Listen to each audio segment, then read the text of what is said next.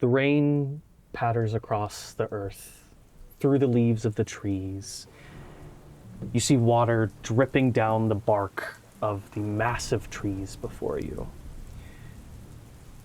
Standing off 20 feet out within the tree line, you glance past and you see the large, familiar yet unfamiliar home that you once dwelled. The large stone and wooden walls covered in spikes and vines, sprouting in all variety of different positions across its face. You see some flowers have begun to bloom as it's been very unkempt and not well cared for. As you begin to step through the darkness and into the greater surrounding area of where the trees are cut down, you see guards walking across the top of the walls, searching for some threat that they don't think is there, but you very well know is. Cut of the flash of white. An arrow pierces one of the guards' necks as it bends up and around the wall, as you just watch the form drop. A grappling hook goes up to the top as you land up on the top of the wall. You see the courtyard before you. You see a variety of people walking throughout. What do you do? I think she would crouch first to stay in whatever shadow is around, and then look to see if there's any particular good entrance or way that there is a path that is less guarded by the patrols. Make a perception check for me. Oh no. You were rolling bad last night. I'm putting my faith in you now. 14. Plus. Perception. Plus 5. 19. As you glance around, you drag the body off to the side into one of the small guard towers on the corners, and you're filled with a slight sense of dread. And then anger, as you see overgrown courtyard, upturned statues that litter it. An area that you were once very familiar with, now thrown around like some kind of rag doll. And you glance down and you start, over the next 30 seconds to a minute, you notice the very haphazard guard patterns. No one seems to have any kind of well-organized, well-ordered maneuver, or what's the word I'm looking for? Discipline to what they are doing. Mm-hmm. They aren't scared. They have no cause to be, at least in their eyes. They've been here for who knows how many years. They don't care. No one has tried to attack this place for some time. You start to notice the guard paths, and it's kind of a rough revolving every 10 minutes, along the tops at least. And now that you've taken this one out pretty handily, there's definitely a moment of opening in that you predict about 30 seconds where you can climb down the inside of the wall and maneuver your way through some of the very overgrown hedges that now litter the courtyard. Mm-hmm. Do you take it? Yeah. We cut. Inside, once a lavish ballroom, you see a smattering of tables that looks like they've taken what was previously a long dining room table and cut it into different sections, roughly with axes of not in an organized, precise way. Very utilitarian of, we need more space. Mm-hmm. You see some piles of long burnt wood and other furniture that kind of sits off to the side. And you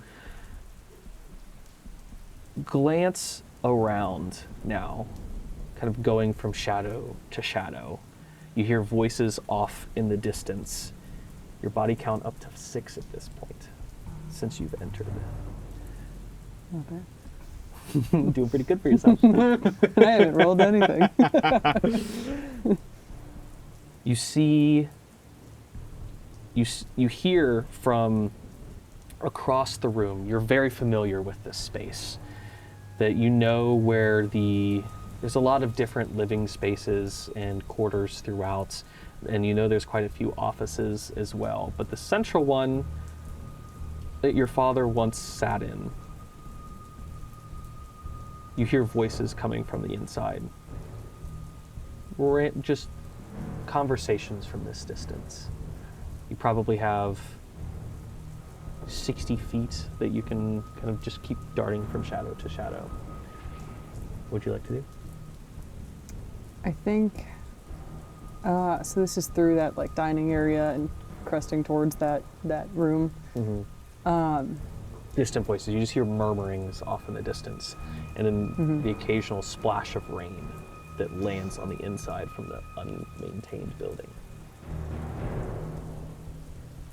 She'll walk through the dining area.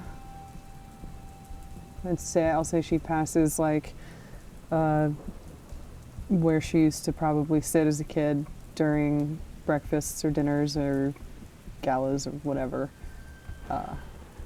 Just kind of like lightly kick some dust from the position where she dropped a heavy goblet when she was a kid, made a dent in the wood that's still there, and continue forward. She'll get to probably where it starts to turn into that room and look first to see if there's any more of that patrol coming. And if there isn't, she'd probably try to lightly press her ear up to the door to listen first. You glance around, don't hear any footfalls. No one seems to be within immediate earshot. You hear conversation on the other side of the door. Particularly, you hear 2 voices. A deep, raspy voice on the other side is currently dominating the conversation. Is not in the common tongue, but it is in Elvish. As you hear conversations back and forth talking about how you hear him complaining on supplies not arriving in time, and then you also, okay, yeah, let's do this. I'm gonna role play with myself for a second here. Yeah. So, here we go. You hear this, I thought the wines were supposed to arrive last week. Where is it by now? I'm so... You just hear frustration and anger from the other side as you hear kind of a weak response. I'm sorry, sir. They were held up. There were some raider attacks along the path. Raider attacks? What do you mean? Are our men not able to hold up amongst dealing with a few filthy raiders? And he's like, I'm sorry, sir. I don't know what's happening. Just get out, will you? I'm sick of this shit. As soon as she hears get out, and I'm guessing I'm near the door, I'm going to fold right back into the dining area. Okay, make a stealth check for me. I'll say with advantage. With my plus 11. Yeah. Yeah. With advantage, that's a 14, plus 11, 25. It's a good roll, but not enough. There's an 18 on the Is 18 the on the die shadow. plus. What'd you say your total was? 25. Okay, 18 plus 6, which Nice. is 25. All right. You see walking out of the room a man who is. You can see the stress and the tension immediately on his face. You see this very defeated-looking elven man, almost half a dozen piercings on each ear, as you see these longer than normal elvish points. You see these deep, very geometrical lines across his face in very sharp patterns. There is no rounded edge to any of it. It is precise, it is perfect. You see him kind of walking out, has like a ledger under his arm, as opens the door. You see turns, bows. I will provide updates, sir, I promise. You better! As the door closes behind him and he kind of composes himself for a second, turns, and begins to walk towards the entrance. What do you do? Is he coming my direction? You stepped off to the side. He just turned around and started walking through. He's just started walking through the former ballroom. Okay. Not far from you. Okay. But he's gonna like walk past me, or? Yes, because so you're like Yeah. on the other side of the doorway in a little alcove. Okay. So like if the door is to your left, he is walking straight into your left. That's where you came from. You are if you're looking at the door straight on, you are to the left of the door. There's like some old furniture and like armoire type things lining the hallway that doesn't look to have been destroyed or burned, and you're just kind of stepping back into the shadow, out of sight from the immediate light. There is torchlight, just very so lightly glittering across the walls and the pathways. I think she would just let him go. Okay. She understands the level of stress he's under, and she's like, I know you're part of like this is what she's thinking. She's like, I know you're part of like the other guys who are pretty bad, like to me. But I get it. You're kind of getting you're stomped on by a boot right now. So she was like, I'm just gonna watch and let you go. Make sure he doesn't do any sudden moves or anything like that. You just hear him kind of murmuring beneath his breath. Just you can't tell what he's saying, but you suspect that it probably has to do with how is he going to make this work? How is he going to please the one before him? She then curled back to the door again, of sight of no other guards or anything, and he's walked off. She would fold back to the door and like put her ear against again and listen in for anything that goes on that's weird. You hear the sound of like a wooden cabinet closing. You hear brief clinking of glass. Footsteps kind of pittering around the room, and you hear that glass sound again. Then you just hear a deep sigh, and like how do you describe this? Sound like someone, the sound of, I guess, someone sitting down without explicitly saying that someone's sitting down. I don't know how to describe that sound. Yeah, But that's fine. here we are. I'm not a voice actor. Okay, if he sits down.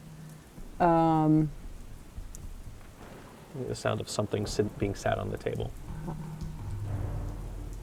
So, and this door is like fully closed in front of me. Okay.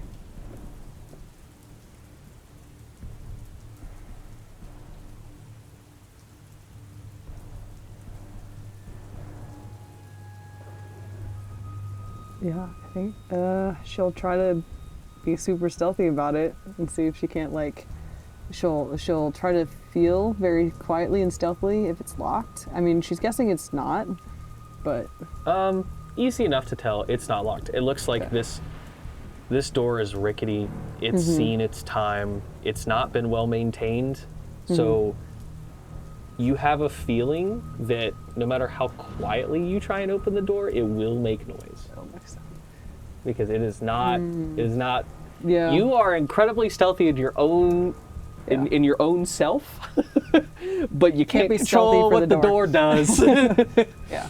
Okay. Can't seduce the door to be quieter in this scenario. Reduce the door. I'm trying to see because my speed. Where's my speed? Abilities, saves, hit points. I was gonna say.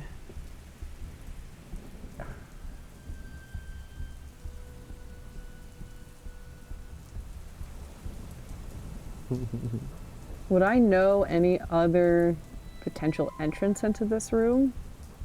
Or is it just the front door? No need to check. This is your father's old office. I mean, there's windows that overlook part of the courtyard. You're slightly higher up and elevated because the back part of the estate is lower than the front part because it's just kind of on like a little bit of a slope. So it's probably like 10 or 15 feet off the ground from the back window. You don't know of any other doors that go in here. Okay. Fuck it. She's just gonna take a second. She doesn't hear any other feet or any other person. She's guessing based on the sounds. You're rumbling of some paper moving. She'll still quietly, as quiet as she can, as to not alert any other guards around. Open the door, slip in, and close it behind her. As you enter, the first thing that you get is through the falling rain and the smell of fresh storm and ozone. You smell the smell of whiskey. And a familiar one that you knew your father used to drink. As you see a man sitting at this once beautiful desk, feet up, papers strewn about. You see weapons just kind of scattered in the corner. Well, more organized, but just usually not there from when you used to be there. You see the long curved ears, long pointed and curved ears with dozens of piercings. Almost ears are covered and coated. There's probably skin under there, if you'd have to guess. You see even more crisscrossing lines across this man's face, as you know this man's name. You know of Archon Relath Otolis. As he sits and looks up and makes eye contact, there's a fleet of recognition. As he stands. So this is it, huh? So sorry to hear about your wine. Takes the glass in his hand, and you see now a very old, dust-covered bottle of this brown liqueur sitting there that has probably been here for a long time. Takes the glass, downs it, throws it off to the side. Let's do this then. As you see, he reaches down for a dagger as you pull off your bow. We cut.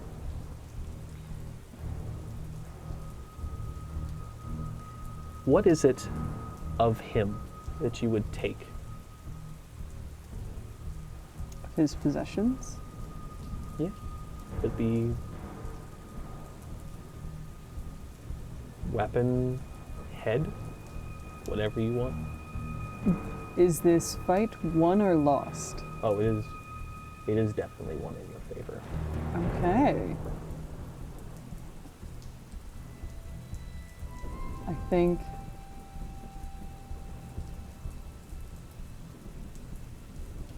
I'm gonna be weird with it. Okay. I think she would take an ear. Interesting. Okay. with all those little pieces on. Mm-hmm.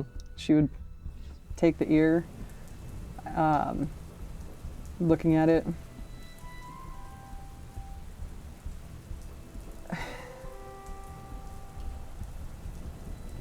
I need to catch up. Because of people like you, I'd never had a chance to really get any of these. Should pocket it. And he is forced to listen to that. What do you do with the rest of the people who reside in this keep?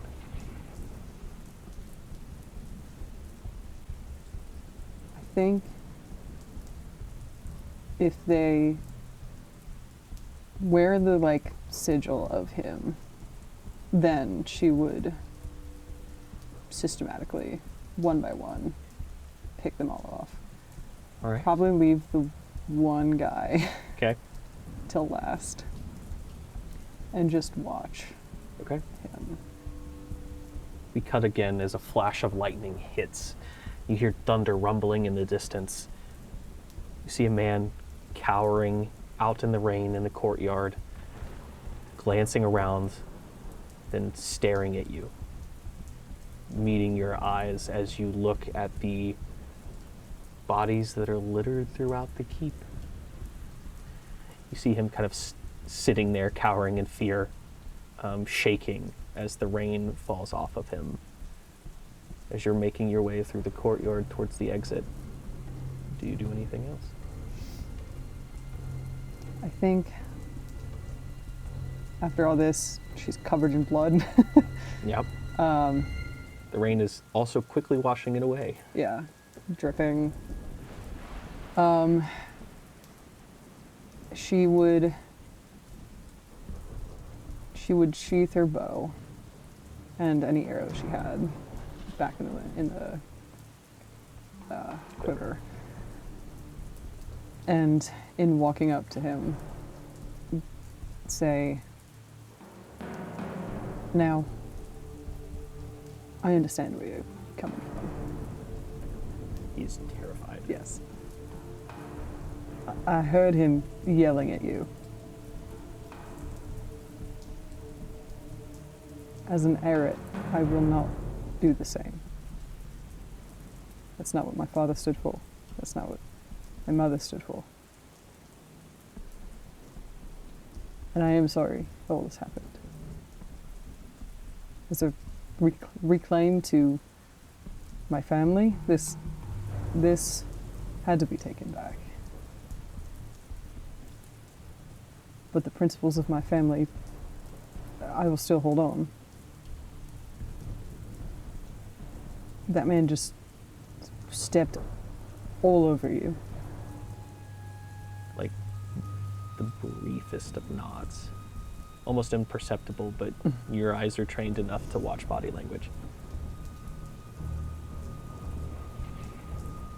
I didn't like that. My family treated it, all its people, this home, much more nicer than that. And while I do these actions, the goal is for me to not do these actions anymore.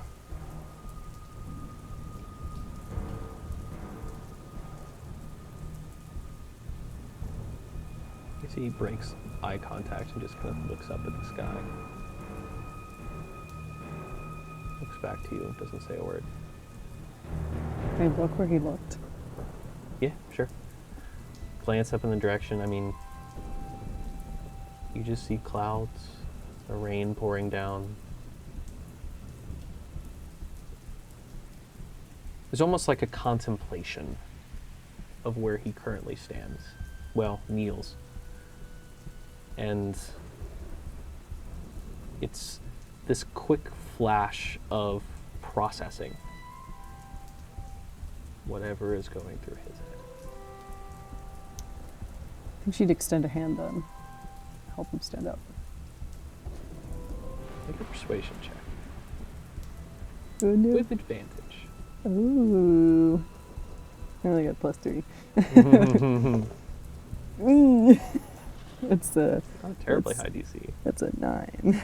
Plus 3. At 12. 12? Mm-hmm. Okay. She was never very charismatic, to be fair. You see he hesitates. And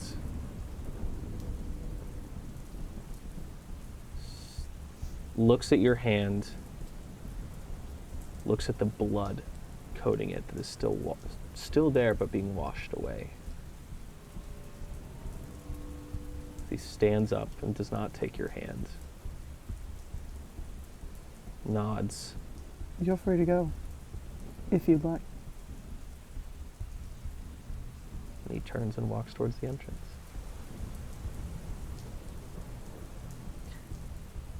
Weeks later, as you sit in a well-lit, jovial tavern, much drier and not covered in blood like you were previously. Much more comfortable, because Yes. I'm much more used to You this are scenario. a few drinks in. You received a letter about a meeting, and they haven't shown up yet, but maybe you got there a little early and wanted to mentally prepare. As you down the last of the drinks. Get the juices flowing. Quite literally. You see a taller woman, short, white-cut hair. Batty. You see like these deep, deep blue eyes. She is... You see a human woman sits on the other side of the table across from you. Kind of sits and leans back. So, you showed up, I see. Well, yeah. It's pretty good tavern. True. Brienne, as she extends a hand. Neth. I gotta still sit back for dramatic effects, but I can't reach. My arms aren't that long.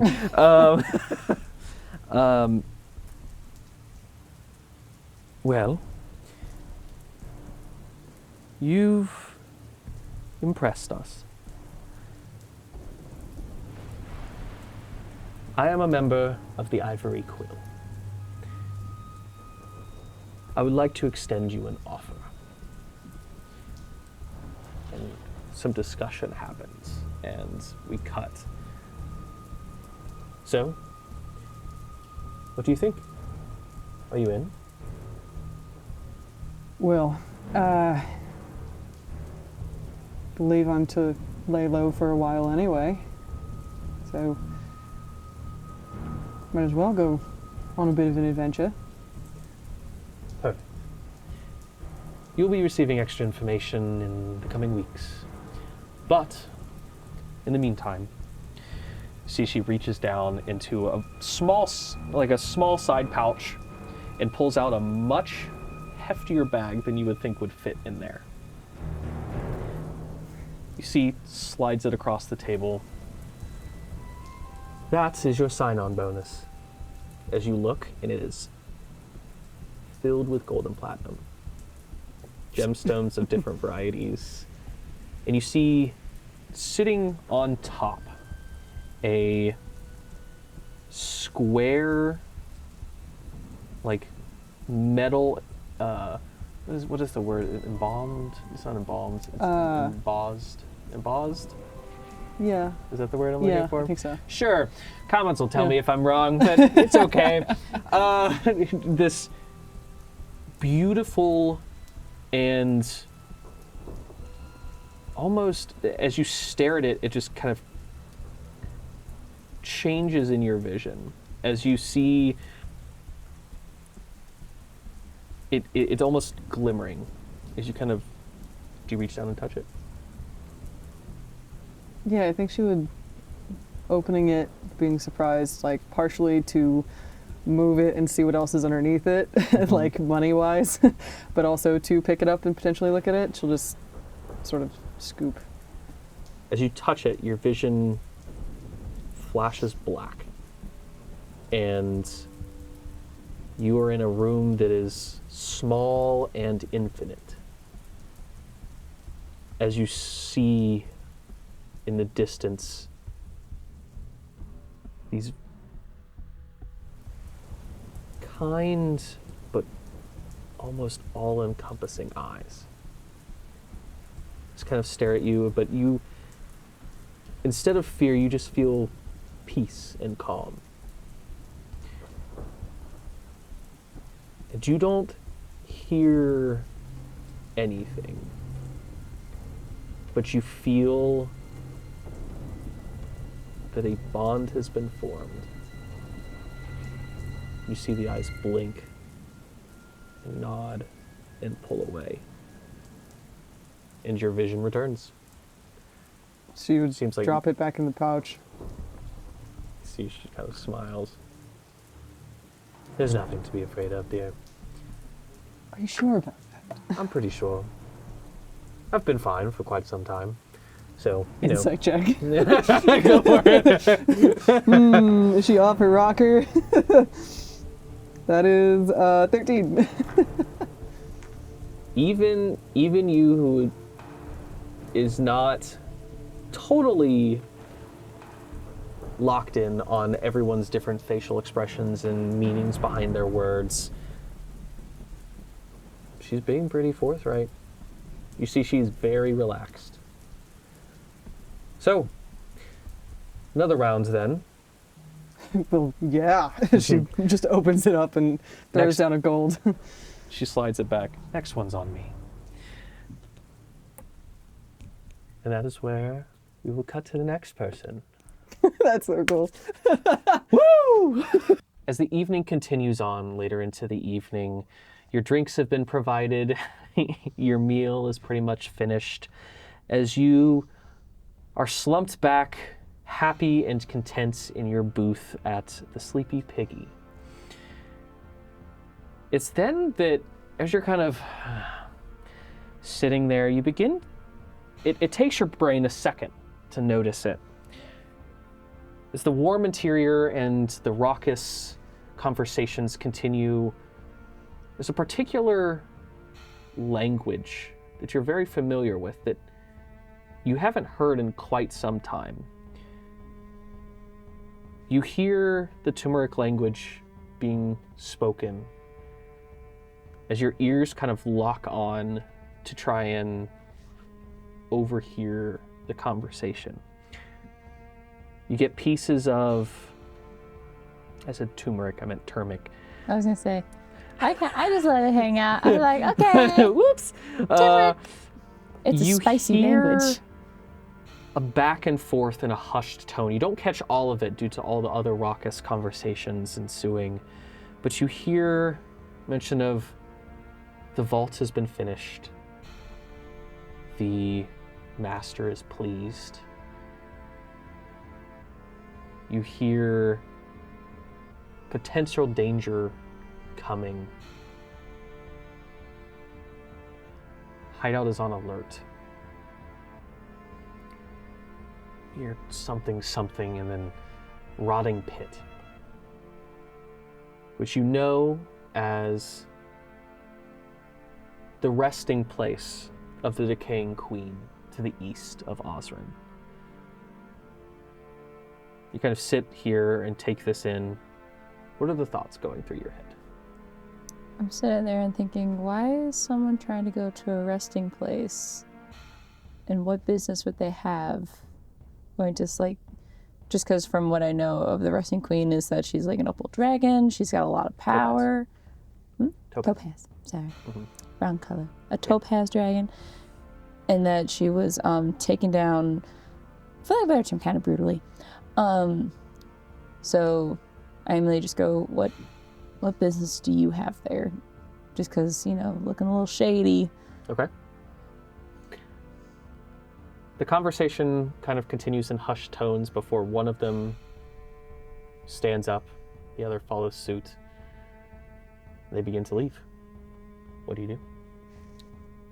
Well, considering I'm a rogue monk, I'm real sneaky. Okay, you're gonna follow? Yeah, I'm gonna follow. What the hell are they doing there? Make a stealth check with advantage for me. One more time. Stealth check with advantage. Thank you. And that's the 20. Yes. Good 20? Yes, okay.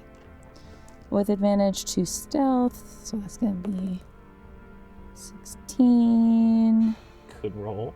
and 6. Okay. So that is 24, 35. Wait, where'd you get 24 from? So You said roll twice? so Oh, you wanted me to D&D, take... it's you take the highest of the two. Oh, I Yeah, thought you so do the 2. I Huh? was used to just rolling once. Yeah, so advantage is you take Well, two I'm going to take the D20s, take the highest. 16, 16 plus 11, so Okay. that's still really freaking Easy good. enough. They go out into the evening air. You immediately are hit with the smell of... First, it's the smell of the ocean. The salt, brined air hits your nose, followed by the stench of waste. As you are all too familiar with being in the tail of Osrin, being at the bottom of the cliff. This is your area. This is your zone. You know these streets, for lack of a better term, with both on the outsides of the cliff and within, like the back of your hand. So you begin darting, following them from alley to alley. We cut. The thick evening air continues, but the smell of the rot of people waste is gone. Now you just catch the occasional whiff of salt-brined air as you look to the south and see the vast ocean extending beyond the very, very high cliffs that you are currently walking along. You have watched the figures as they continued on their journey along this cliffside and went down they disappeared along the back edge, as this is probably 2 hours after your original encounter. It's then that you glance off of the ocean and look back, and you see them begin to hurry. And it's then that your ears pick up on it. You hear metal on metal. You hear screams, battle cries. You don't see anything, but you hear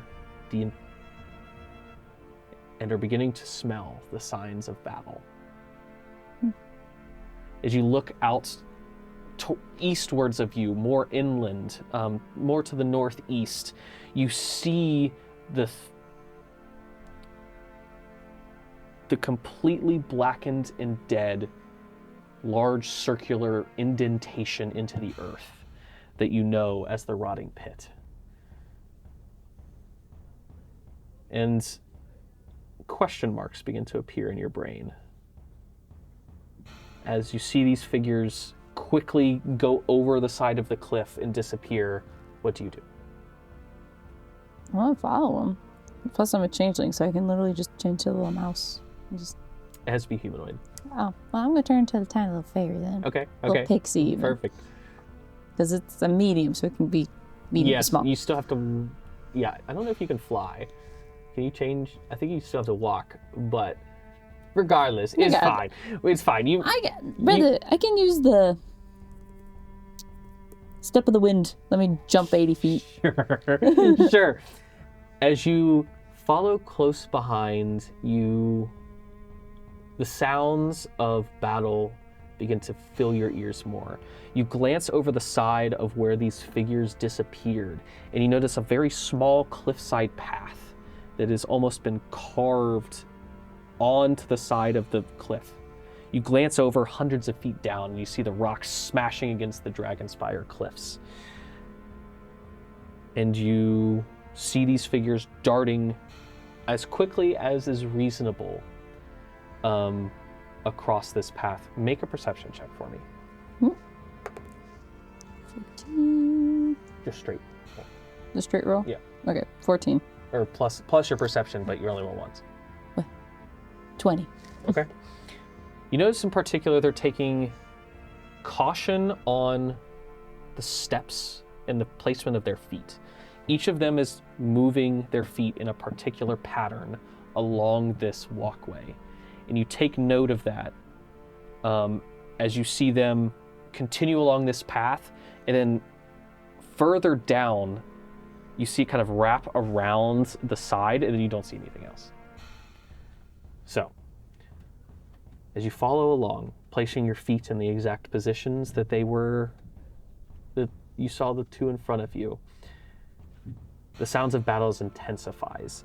You hear guttural screams, inhuman screams, things that shouldn't be, you hear. But your mind is attuned to this.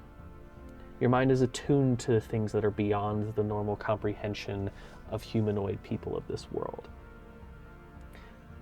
You quickly dart up and stick your head around the side corner as you now see this larger, wide cave mouth opens up before you. You see blackened streaks and veins of some necrotic energy that was once here, that is seeped from the earth, or maybe was always here, you don't know. Covering the walls and the floors. You see a man flying high up above, hood back. You see blackened streaks across the side and the back of his head as his back is to you currently. You see magical energy and dark bouts flying from his hands as towards the back of the cave pinned, you see a mix of warriors, probably 5 to 10, currently in an intense battle as these two individuals are running up to join the fray. You see a hulking form of what looks to be bone and sinew, just held together by stringy muscle, that is currently tearing in to these warriors in the back. You hear the cackling and the mad sounds of battle as numerous skeletal creatures, some humanoid, some very much not, just hobbled together mixes of bones and previously dead things. As you see the energy in the black necrotic veins are almost being pulled towards this individual as he is using this as a source of energy. You see the people in the far back, it looks to be, some are throwing, you see fire spells going out, attacking these creatures in front of them as they are pretty well pinned. What do you do? I'll be honest, my immediate reaction is to use my rogue abilities to start throwing knives and hopefully land a shot on the necromancer, just to make it stop. You're currently hidden from your stealth check earlier, so make an attack with advantage. Okay, dagger, there's there.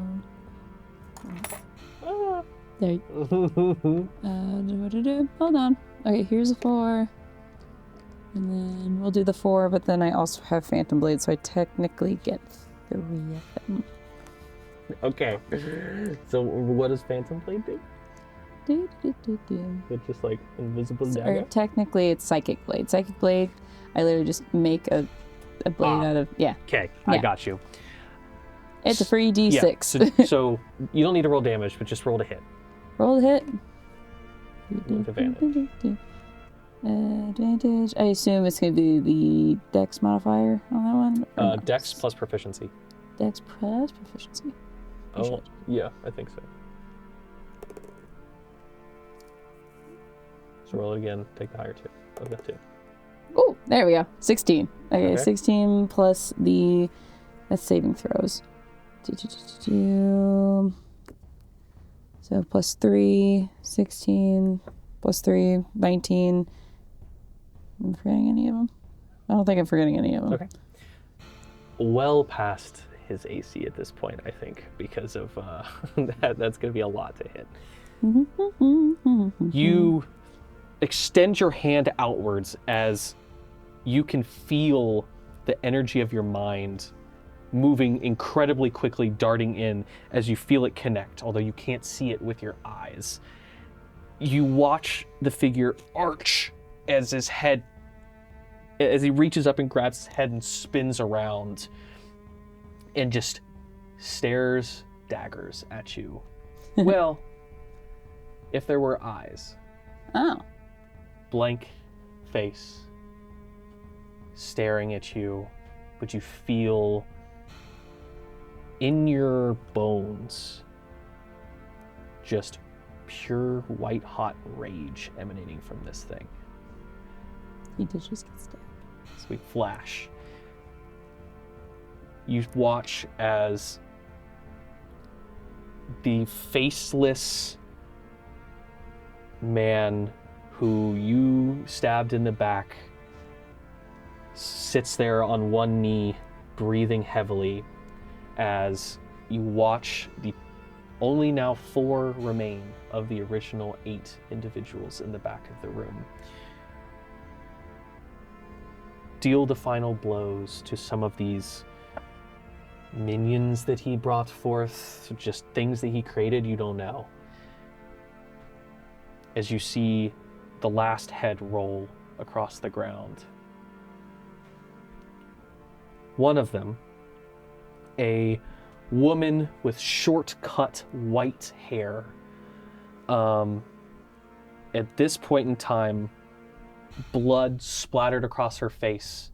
You see left arm looks to be completely disjointed and out of socket, with a thick longsword in one hand, like beautiful, well, you imagine gleaming armor if well polished. As she kind of looks in your direction. We need to have a conversation after this, I think. What do you drink? As she's walking towards the faceless man on the ground. I would just say, probably just some water. I'll be honest. Listen, I came from I was a rogue, okay? I didn't really get, I was a little urchin as a child, okay? I didn't really get nice things. Bread is cool. We're gonna get you some nice things, dear. Oh, I didn't realize I was talking to the character. Well, okay, looks like I am gonna be silly. If she walks over, takes the blade that she has in her hand, and swipes as you see the head of this faceless person just roll. You see some of the other individuals breathe a heavy sigh of relief, and one of them begins to go to some of the fallen and begins conjuring some magical healing and tending to their wounds as they all sit and tired and just breathe.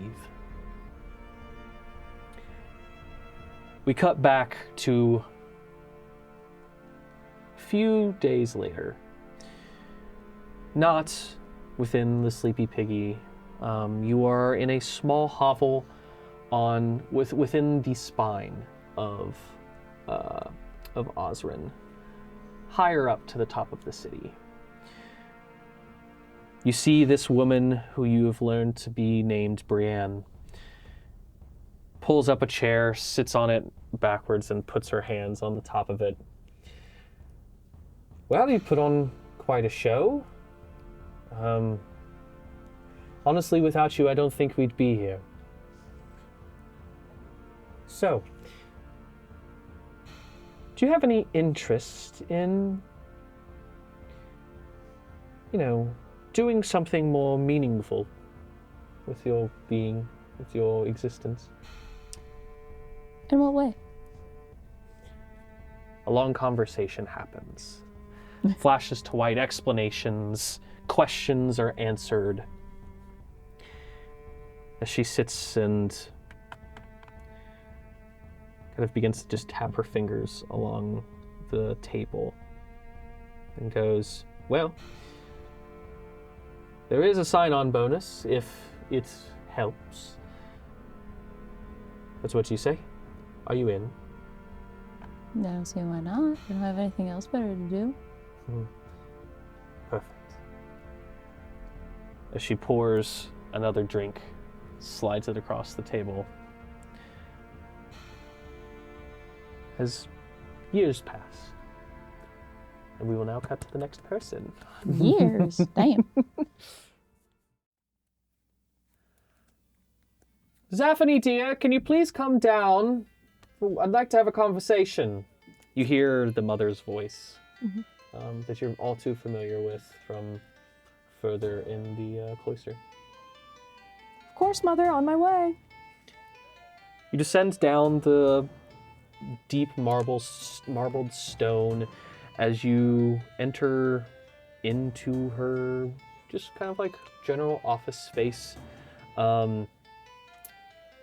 Her office is not much a traditional office, as it is kind of just like a little infirmary that she spends a lot of her time in. You see a variety of other members of the church kind of tending to some. There's not a ton of wounded right now. There hasn't been any big battles, just some sickly folk. She looks at you.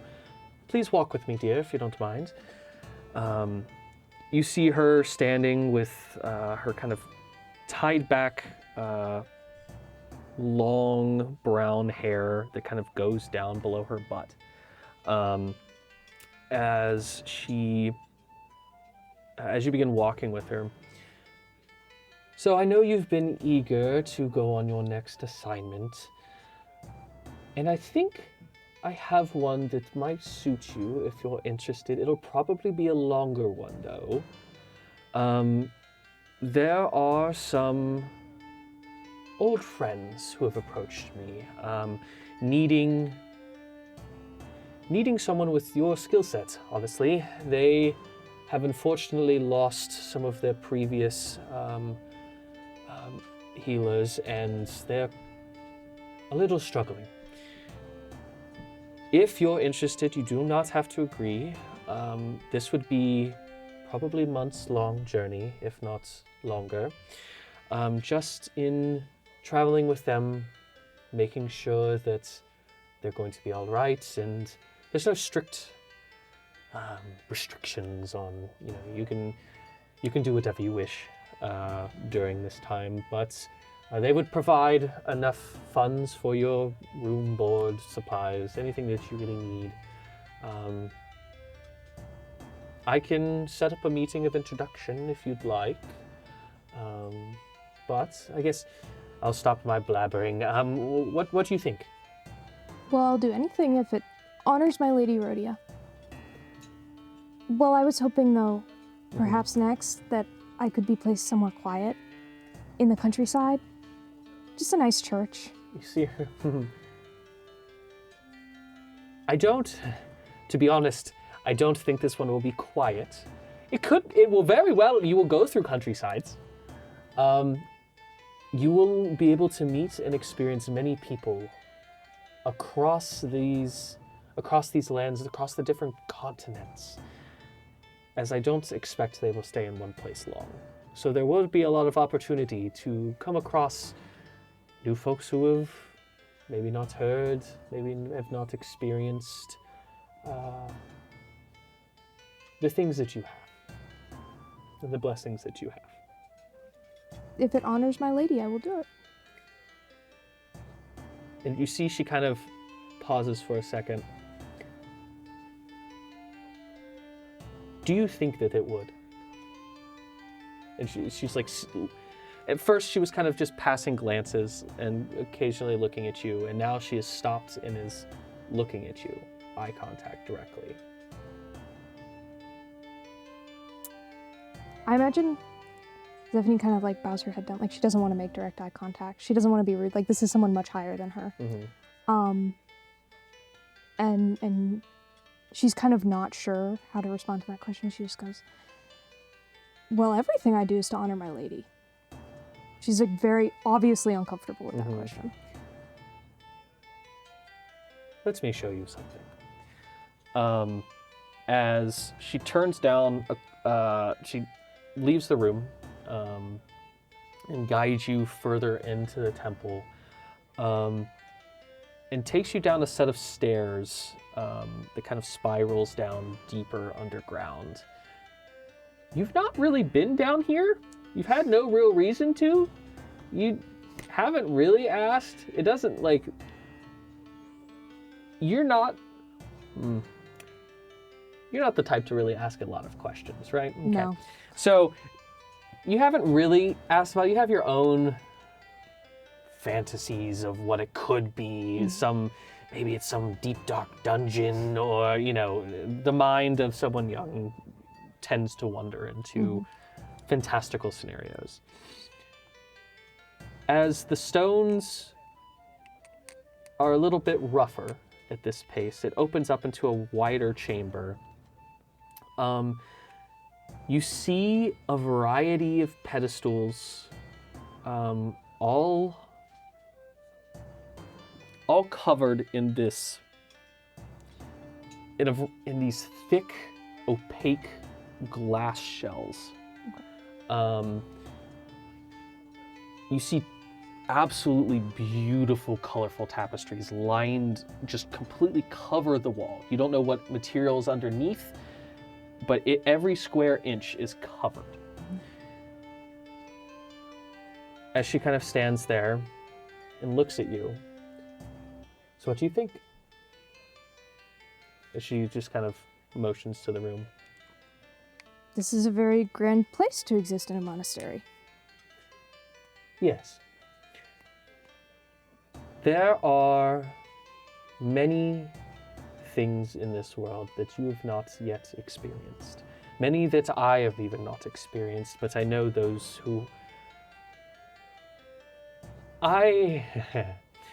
Although I am well beyond my normal years of traveling now, your mother used to get around, used to experience a lot of what this world has to offer.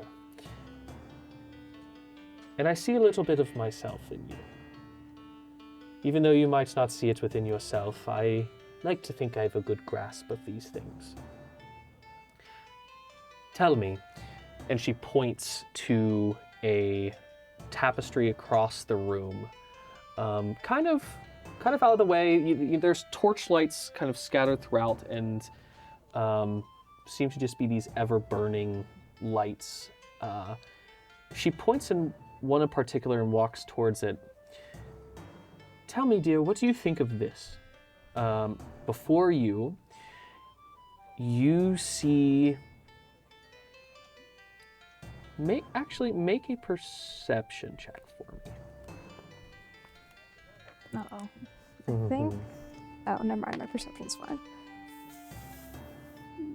11. 11. Okay. You see a tapestry probably well older than you. Okay. You don't know if it's as old as Mother or not. You see pigments of cloth that you never thought possible. Okay. It is bright. It is almost all-encompassing, and the longer you stare at it, the more you're just kind of enthralled with the imagery. You see what could be interpreted as battle. It's very non-distinct. It's like colors, almost similar to like a Rorschach test type of scenario, but with colors and splatterings of anything that it doesn't seem like there is a distinct answer. Mm-hmm. Well, there's now a cat in the shot. Come here, dear, as she picks up the cat that is now entered into the room behind her. This Lily is now just going to exist here now. As she holds the cat firmly in her arms. Tell me, dear, what do you see? Well, it's certainly quite chaotic, not quiet and peaceful. Mm-hmm. Quite chaotic. Yes, but beyond that. Like, I want you to focus. I want you to not... I want to know what you think. I want to know what you feel. I want to know whatever comes to your mind. Okay. Mm-hmm. Zephani is not used to being asked these questions. Mm-hmm. So she's instantly gonna get like a little sweaty palm. She's gonna be like, and she's gonna say, well, Mother, you know, I'm just not raised to think that way. I mean, you know better than all of us. It certainly is there, and it's quite chaotic. Child, Nothing like... I want you to think this way. Now, take a deep breath. You're not going to be in trouble. And tell me, what do you see?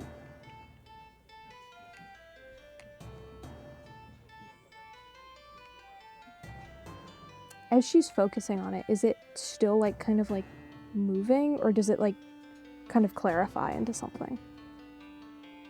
Make a wisdom check for Okay. me, and you can add your proficiency. 11. With your proficiency? With my wisdom? Plus Yeah. 4? Yeah. So, wait, what is your wisdom mod? Plus 4. So, okay, so plus 8. Plus. Sorry. Yes. Plus, my proficiency bonus, Yeah, not just yeah. my wisdom. So it's what, 15? So, yeah, 7 plus 8, 15. 15. Okay, I'm cool. not a math major, don't ask me. You could interpret it a variety of ways. The images begin to... I can see a little head pop up over the screen. A true agent of chaos. Yes, very much. Yes, you are. You see shapes begin to clarify slightly, although still odd. You see what looks to be battle and bloodshed. You see people that are suffering. Ones of different... I'm being eaten. Yeah, you really are. Oh, I'm sorry, dear. Well, she gets her thing. You see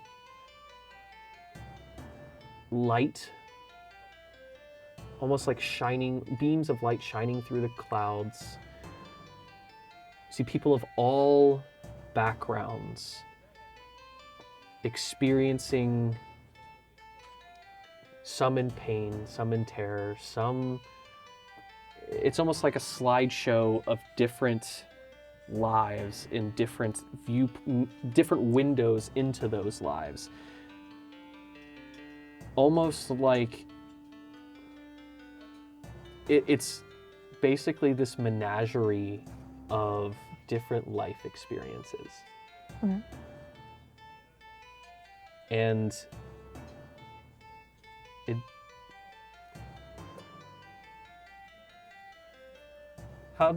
what is your reaction?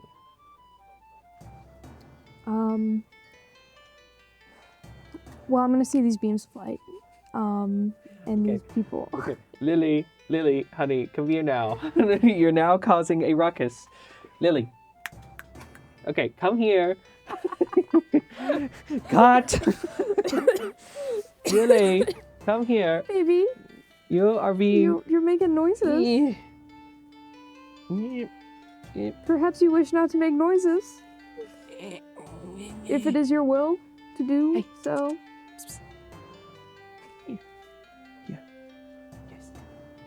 Yeah, gotcha. Kidnapped. Yes. Kitty. Ow. Kitty napped. Kitty angry. Well, Okay. After the sudden entrance of the giant furry threat, it has been dealt with. Continue. what do I see? So, I'm gonna see these beams of light. Are these people are they suffering? Some are. Some are. Some seem to be just going about their daily lives. Some shopping, buying something, some worshiping. Mm-hmm. Well, I'm probably gonna see well, obviously these are people who are waiting to be blessed by the grace of Our Lady. They need our help. No, the menace has returned. Menace, come here. Menace. Menace, Hither, Menace. come here, Menace. Okay, you're gonna just sit right here with me. Continue. Can I cast holding? Yeah, I think I've got it. On the I menace? think I've got it. Nope, menace, stay. Menace, you're gonna stay right here. Yeah, obviously these people, they need my help, our help, surely to extend Our Lady's grace. I mean, that was what I was born to do. That's what I'm here to do. Surely that is what there is to do. Is there anything else I should be seeing? There's no wrong answer, child. You kind of glance up at her and see this very slight smile on her face. If you wish to partake in this journey, you will experience many things, many that are shown on this canvas, many that are not. There are people in this world of many backgrounds, many diverse experiences and stories of their own. And I think it would benefit you to experience those things as well. Again, this is your choice. And do not feel obligated of one or the other. So, what is your answer? Well, I'm a bit unsettled, if I'm to tell the truth. But surely I must accept. It's my duty. Very well. I'll arrange a meeting. We cut to white. Yep. You're currently sitting around a very raucous group of individuals. You see, you're in this exterior seating. You see a couple of people laughing and shoving one another, all sitting at the same table that you are. You see a dwarvish man, kind of has this very short, almost goatee-like beard, has this blade sheathed across his back. You see a middle-aged elven man, kind of has this, these basic clothing and leathers, has a book in a holster on his side, currently fiddling with just has a pencil that's just flickering in between his fingers. You see a Qatari woman currently just picking at her teeth with one of her nails, and you see they're joking back and forth, and then you see a woman with short white hair, well kept, blade sheath that's kind of sitting off to the side in very just casual clothes right now, just kind of looking at you. So, the mother tells me that you're the one that's joining us for this, yes? It is my duty to do so. All right, we'll see how long that mentality lasts. Well, now that introductions are made, do you want a drink? You need a drink. As you see, she kind of gets up and goes to the bar, comes back a few moments later, slides one across to you. We'll be heading out in the morning. Drink up, prepare, and enjoy the time. As we cut to white again. I'm like imagining how she would actually. She'd probably try to drink it like this. Yeah, 100%. She's like the mental image is just staring down at this thing in front of you. Sin. I see sin. Over the next several months, you experience joy, turmoil, enthusiasm, fear. There are intense battles with creatures beyond your knowledge and understanding. Things that you would think crawl in the night have now become your reality. There are moments of peaceful discussion with local farmers in you tending to some of their wounds or sick children, and the joy and thankfulness that they provide you. There's many a nights where you are given clean or warm, hot meals and nice places to sleep, and there are others where it is not very much the case. There are moments where you question why you made this decision, and others that help to clarify it.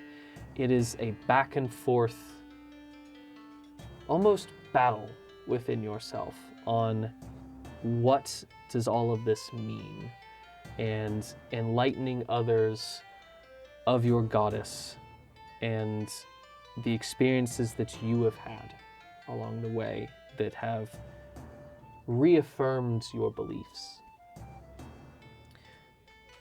We cut again to a particular evening, one that still rings in your mind. You've arrived at a small village called Timur, and over the course of the night, things have gone from calm to chaos. You're awakened in the middle of night by screams and the smell of burning fires. Brienne storms into your room, shoving the door open. You see as she's haphazardly throwing on armor. Come on, we have to go now. Okay. What do you do? I mean, I'm gonna stand up. I'm gonna grab, obviously, like my holy sigil. I'm gonna grab my mace. I'm gonna stand up. I'm ready to go. I'm ready to serve. I've probably come to really enjoy being around these people, as rough-edged as they are, and I care for them deeply. So I'm ready to serve my lady for these people, like as a gift for my lady. But I'm still kind of in that mindset. All right. The screaming continues as you grab your weapons, you grab your supplies, and you dart out of the establishment where you all were staying the night. Brienne, Tarmine, Harry, Leona, all, and yourself, shoulder to shoulder, going out towards the fires that are beginning to rage on the outskirts of the town. People are crying and calling for help. As you begin to get as close as you all can to the front lines, you watch as these lumbering forms standing 10, 15 feet tall, looking like something that is not fully natural, but has evolved somewhere on these lands. Okay. You see these very beady, almost black eyes.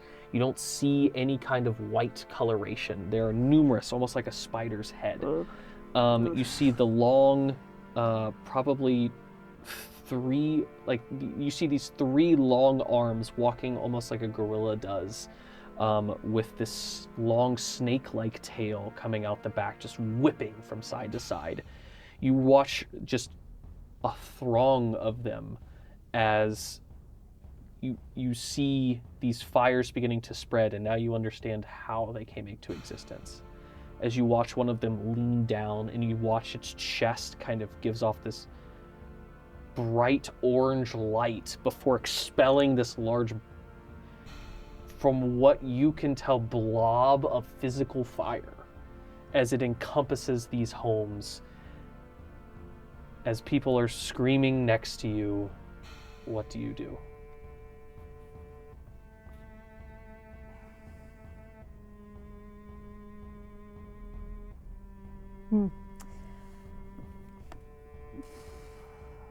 Probably, I think she's gonna fall to her knees and she's just gonna like clasp her hands like so tightly, like her knuckles are just white. And she's gonna look up and just like call out to Rhodia and say, surely there must be another way.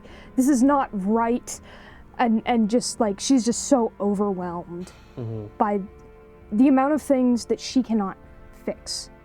Like, she cannot be of any service, no matter how fast she can move from person to person, from home to home. And she's just overwhelmed and just begging, and hoping somebody will answer. Okay. Make a wisdom check for me, not adding proficiency. I need to use different dice. Okay. 6. As you focus quickly, the next voice you hear is Brienne's, as she calls out, "Formations, let's go!" It is then that you, as you're approaching, you then begin to notice there is, these beasts aren't just fur-covered things. There are harnesses wrapped around its neck, and you see now, from the moonlight beyond, flashing what looks to be people riding on the backs of these things. The battle ensues as we flash from bloodshed to felling of these creatures to the screams of pain from both your party and those beyond as you try to help as many people as you can. Towards the end of the battle, many of these behemoths of creatures have been slain, their riders knocked to the ground and torn from the backs of these things. As the fires continue to burn, you have taken a moment to step away from your main party as they're handling a lot of this well. Although there has been some critical injuries. The beast returneth! The beast returns! Yes, the beast screams in pain and frustration that they cannot have their way. For now. Yeah, for now, until the next time. You begin to hear like the dragging, like small whimpering cries and the dragging of something across the ground. And you look down the alleyway to your left and you see a armored man with this almost carapace-like this carapace-like armor covering a lot of his body. This brown and red hued material crawling away from you in the other direction of the alley. Injured, bleeding. What do you do?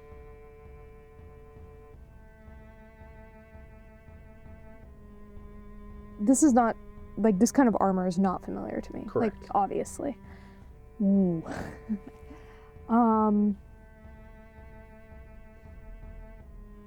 Are there other people like closer to me, or is this like This is am I like tunnel vision on this right now?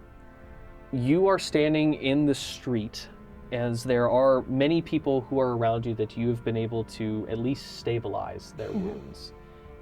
And it's then when that particular sound down the alleyway, you catch it and you look down and you see this figure. This is like the next closest person. Yeah, it's probably still like 50 feet down the alley. Yeah, but it's like just like okay, yeah, I'm gonna go after him. Okay. And to heal him. Okay. You descend down the alley as you approach this individual crawling. You see bleeding from their left leg, glance over their shoulder, see you, and begin to panic and crawl as fast as they can away from you. They're not going that much faster. They're not going that much faster. No, Okay. I mean they're crawling, but they're they're crawling. They can't go that quick. A steady walk could get to them. Yeah, I'm just gonna approach slowly and say, "You need my help. I can help. You're injured."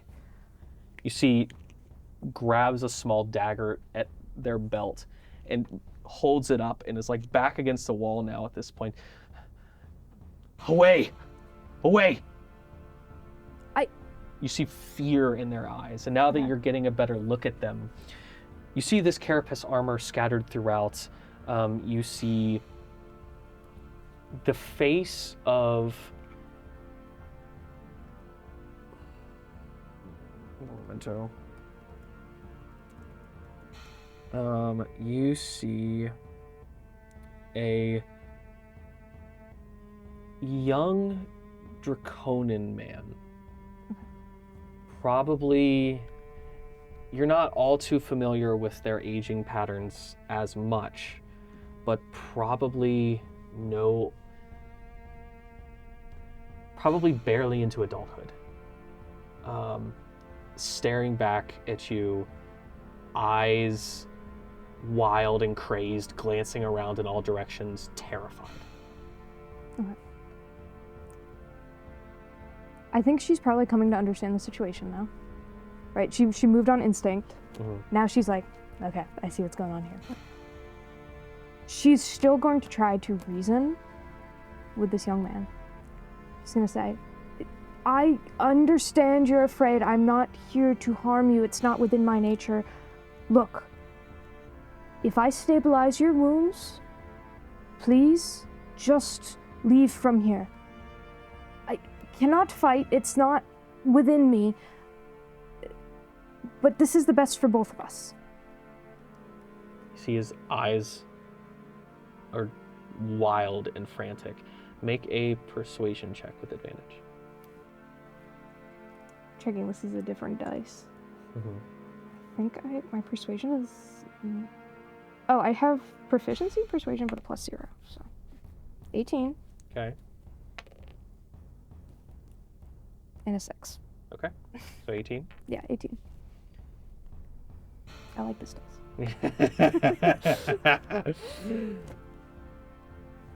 You see as he holds the knife out and looks down at his leg, and you see a deep gash going from probably his hip down to his knee. You know, after all of this traveling, if this doesn't receive immediate attention, he will bleed out before he hits the end of the alleyway, especially with the effort that he's putting forth to crawl away. He looks down at it, grimaces, looks up at you, and nods. Okay. I'm going to approach him very slowly, and I'm kind of going to like word out as I say, I have to touch you to do this. You must trust me. You must. And I'm looking directly into his eyes. Yeah, and he's not looking anywhere. Well, his eyes are darting from like your face to your hands to your legs to your waist to look for and sees the weaponry. He still have his hand on his dagger? He still has it, but it's not immediately outstretched. Okay. Like you see his muscles are tense, but not on the verge of jumping. Okay. He's not like a cat about to pounce on its prey. It is very much like a terrified dog. This is so stressful. I am going to cast, but I guess healing word would be the best from what I have prepared. Okay. Yeah. What does it look like as you cast this spell? I'm imagining kind of like a divine light, just kind of encompassing the wound and watching it, but I want to imagine it a little gruesomely, like as you're seeing the wound like close Okay. up and heal itself. Okay. I kind of imagine healing spells as a little gruesome, a little gross, Yeah. but you're watching the flesh like meld back together, scarred, but like together, and he's not losing blood. It's stable, but it's Yeah. not better. It is not a clean wound. There is still very much a reminiscent of what was there. Mhm. But he's not going to die, at least not in the next few minutes. Mhm. As he's staring at you wide-eyed, looks down at his leg, and his eyes go even wider as he watches the sinew Mhm. and the muscle reform as the bone shifts back into place. He stares at it and watches the whole time as he glances up at you. Thank you. And he takes his dagger and he looks at it in his hand.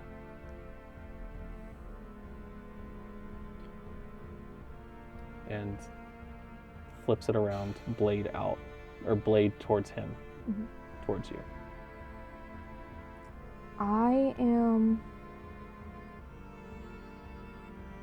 I think I'm probably not beyond taking it. Okay. But I'm gonna like press it like this. Like kind of take it and just press it like this and say, you know, you have been blessed by my lady Rhodia. This is all I can do for you. You must leave now. I cannot help you again. I will not be there. Please be at peace for now. And I'm just gonna like walk away slowly. And you notice that he kind of looks past you over your shoulder.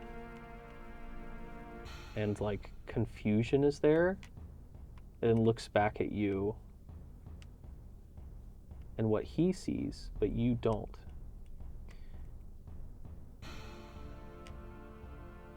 Almost within the wind itself, the face of a man smiling as it fades away. He gets up, stands, no longer has a weapon. Like whatever blade or shield that he had before is not here, and the dagger was the only thing that he had. Mhm. Looks at you, looks down the alleyway, and begins to go back down. Okay. We cut again. Okay. Your teammates sitting there, breathing heavy, exhaling, and tending and licking their wounds. Well, you're mainly the one doing that. As you go from person to person, as Brienne, who you now recognize as the leader of this group, Mhm. stands there and is just watching over your shoulder as you're tending to some of the other wounds. You have a slightly different air about you now. How are you feeling?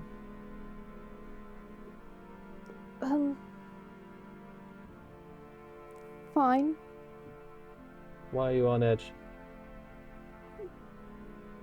Just confused. I don't know why this attack happened either. We're certainly going to figure it out, though. and make sure that this type of thing doesn't happen again.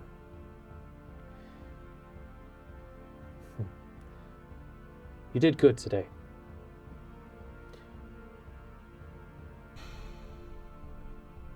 After this next bit of figuring out and preventing the next raid of some other small hovel, I think we need to have a conversation. And I think it will be a good one. But you've done well. Pats you on the shoulder and walks away. Okay. Months later, Okay. you all have... One thing has led to another. Originally, the idea of tracking down why this is happening has turned into a whole thing. Yep. As you're finally kind of letting out a deep sigh as you all are sitting around, laughing, having drinks, resting, relaxing for the first time in probably over 6 months or close to a year. Okay. Truly relaxing. Smiles across the faces of those who you have come to call friends. Bran walks over and kind of leans down and whispers into your ear, "Would you walk with me?" This is kind of evocative, right? And so she's gonna kind of stumble on her words. She's gonna go, of course, and she's like almost calls her mother. Mm-hmm. And she's just gonna go, of course. Come on. Bring your drink. She's like, there's none off the top. She's just like holding it. I thought I would have been able to at least break that habit by now, but you know, little by little, I guess. She kind of slaps you on the back and it spills a little bit. Takes it from your hand, downs half of it, hands it back.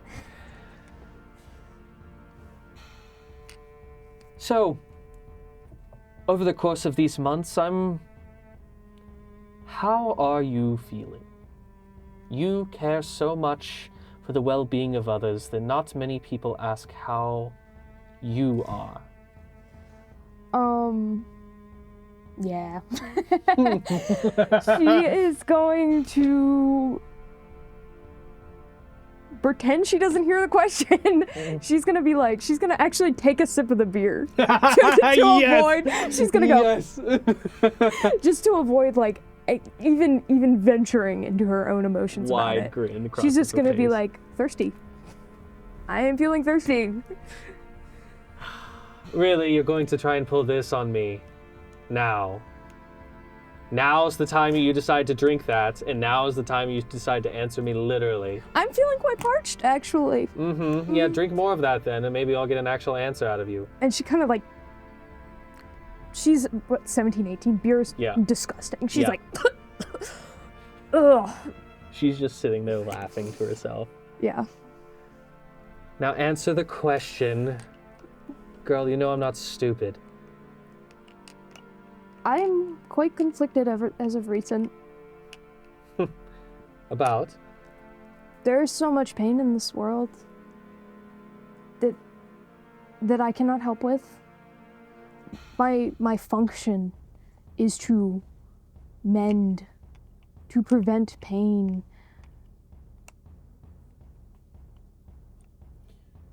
I don't know how I can do that when people seem to reach for the pain themselves.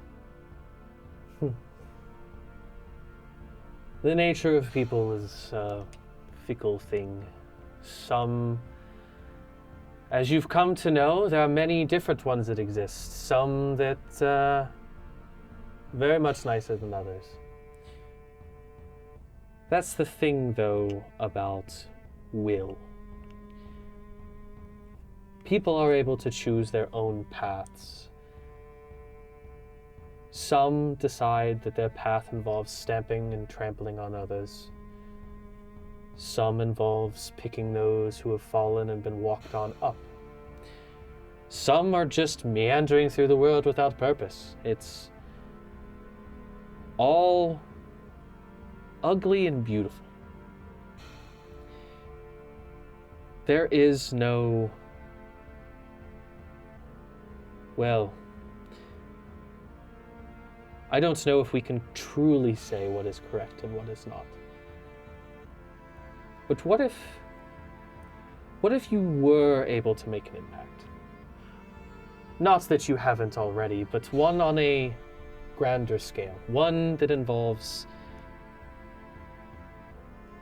protecting people like you have been, but more so.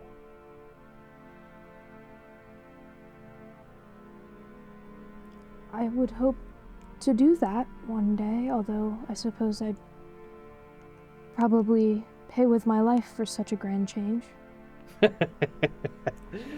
Well, we would certainly hope not. That's, we can only control things while we're living. Zephani is not laughing. Yeah. She's like, Yeah. she's like, why are you laughing? We can only control things while we're living and breathing. Well, okay, except for when you know, there's those who mess with death and try to control it. You or I aren't those who try to do with... Well, I should say, once death has consumed something, we are not the type to go against it. Influencing fate in the lives of others is something that all of us have the power to do, although some more than others. Your gifts are more impactful than, honestly, any of ours. Mine, Tarmin's, Leona's, Harry's. We all are pretty good at our own smaller things. Using the blade, you know, learning the arcane, studying it, making it our own, using it as tools. But you're able to use that in a way that most others can't. I have a proposition.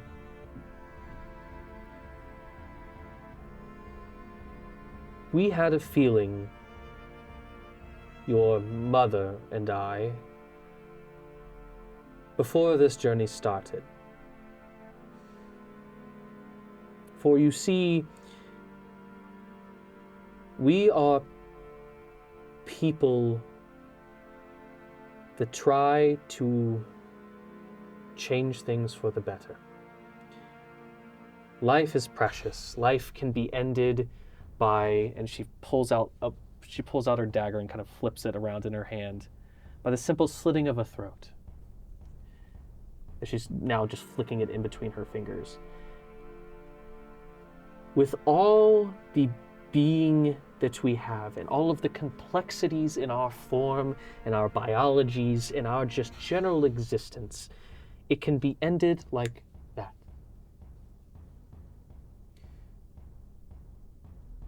I strive to prevent that from happening as much as I can. And I think, at least from the brief moments that you actually express your own opinion, and I think you would agree that life is precious and needs to be protected. What would you say to joining this organization and being able to do something grander than saving a small hovel of homes, trying to protect those who are not able to do it themselves, but protect cities, cultures, countries, civilizations? What would you say to that? Well, certainly.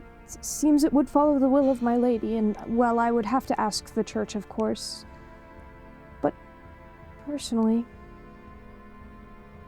I very much would like to do that.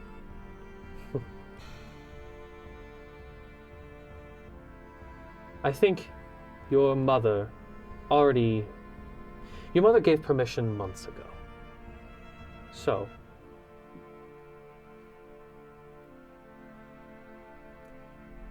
time to talk details then, yeah? Surely? Pats you really hard on the back. More beer. More beer sloshes out.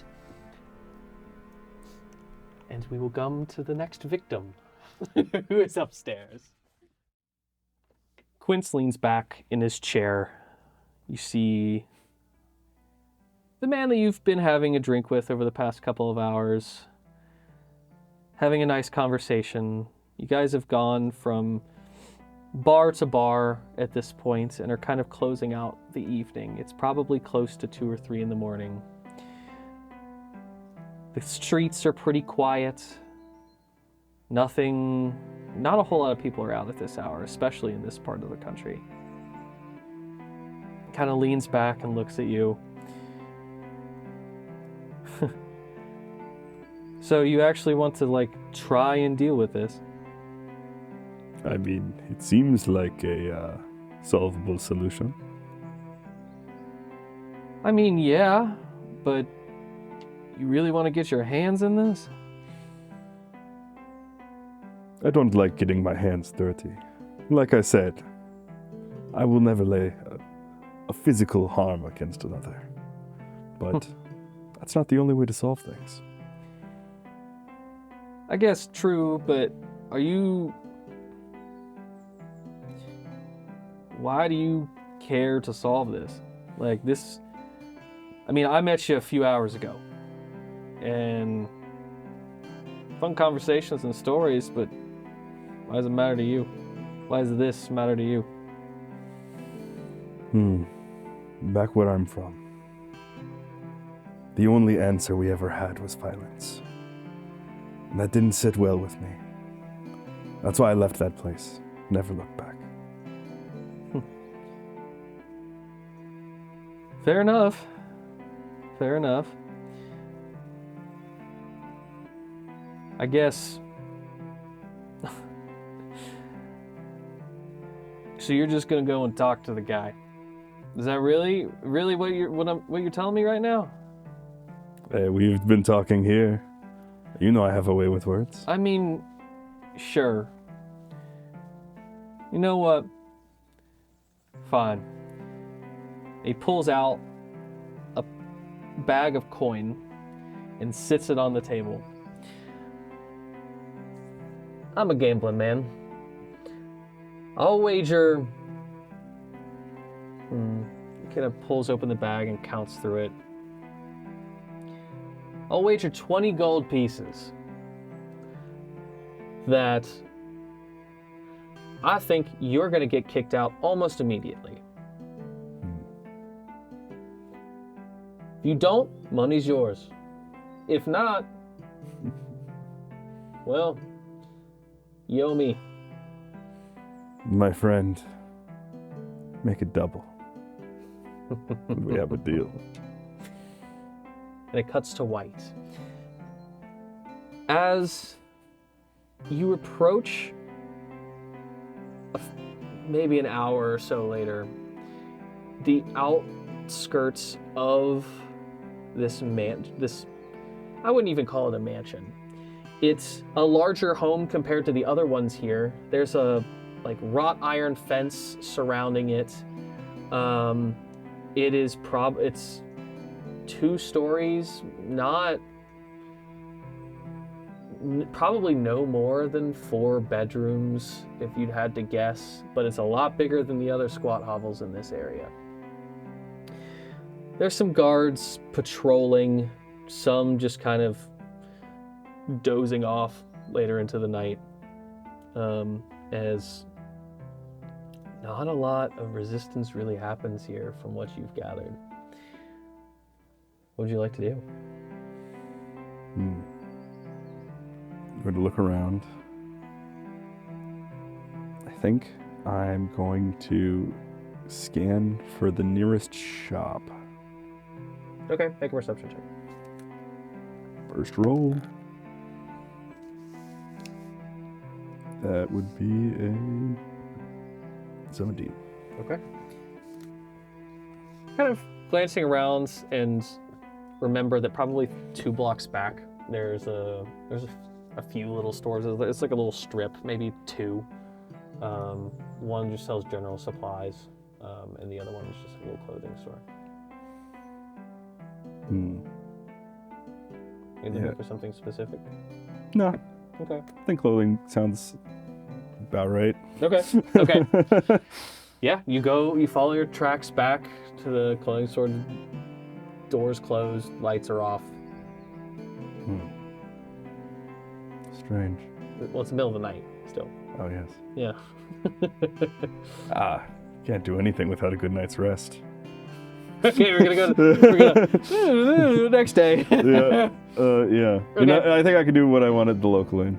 Okay. Yeah. Okay. Go down for a rest for the night. Yeah, what would you like to do? I'm gonna go into the tavern. Mm-hmm.